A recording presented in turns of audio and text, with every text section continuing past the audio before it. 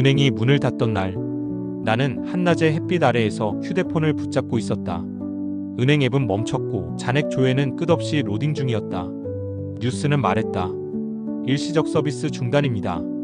곧 복구 예정입니다. 그 순간 내가 느낀 건 불편함이 아니었다. 공포였다. 내 통장 속도는 내가 만질 수 없는 숫자가 되어 있었다. 어제까지 내 것이던 나의 월급, 내 노동의 결과가 한순간에 잠겨버린 것이다. 그날 이후 나는 묻기 시작했다.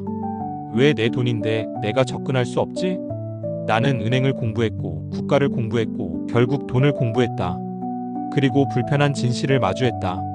돈이란 결국 누군가의 약속에 불과하다는 것을 정부가 찍어내면 가치가 줄어들고 위기 때마다 구제라는 이름으로 우리의 지갑이 조금씩 열린다. 1BTC는 1BTC. 처음엔 웃음이 났다. 이게 뭐가 특별하지? 하지만 시간이 지날수록 그 문장이 마음에 걸렸다. 왜 아무도 1달러는 1달러, 1원은 1원이라 말하지 않을까? 그건 단순했다. 1달러는 매년 같지 않기 때문이다. 세금, 인플레이션, 발행량 증가가 조금씩 이를 갉아먹는다. 반면 비트코인은 달랐다. 2100만 개.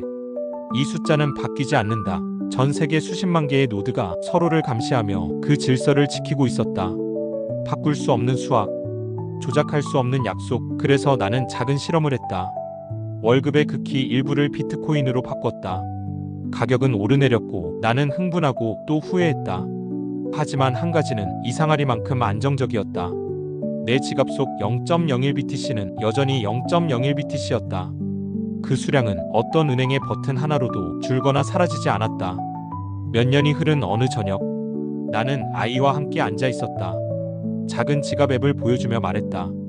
이건 아빠가 처음으로 스스로 지킨 돈이야. 아이의 눈이 반짝였다.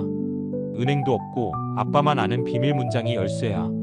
그 말을 하며 나는 내 몸에 전율이 흘렀다. 내 시간, 내 노동, 내 삶의 일부가 처음으로 내 통제 안에 들어온 순간이었다. 세상의 뉴스 화면이 빠르게 지나간다. 전쟁, 규제, 금융위기 헤드라인들. 세상은 여전히 불안정하다. 정부는 끊임없이 돈을 찍어내고 은행은 스스로를 구제한다. 전쟁과 검열의 그림자가 뉴스에 스며든다. 하지만 나의 작은 사토시들은 그대로다. 아무도 바꿀 수 없다. 내가 지키는 한. 그제야 깨달았다. 1BTC는 1BTC. 이건 단순한 등식이 아니라 선언이었다.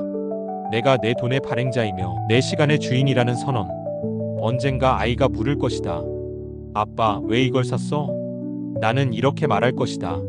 세상이 우리의 자유를 빼앗지 못하도록 너와 나의 시간을 지키기 위해서 모아왔단다. 비트코인은 단순한 돈이 아니다. 그건 내 노동의 총합을 외부 권력으로부터 되찾은 경험이다. 세상에서 가장 단순하고 가장 강력한 수식. 내 자유의 최소 단위. 내 아이에게 물려줄 수 있는 유일한 약속. 그 모든 걸 한 문장이 설명한다. 1BTC는 1BTC.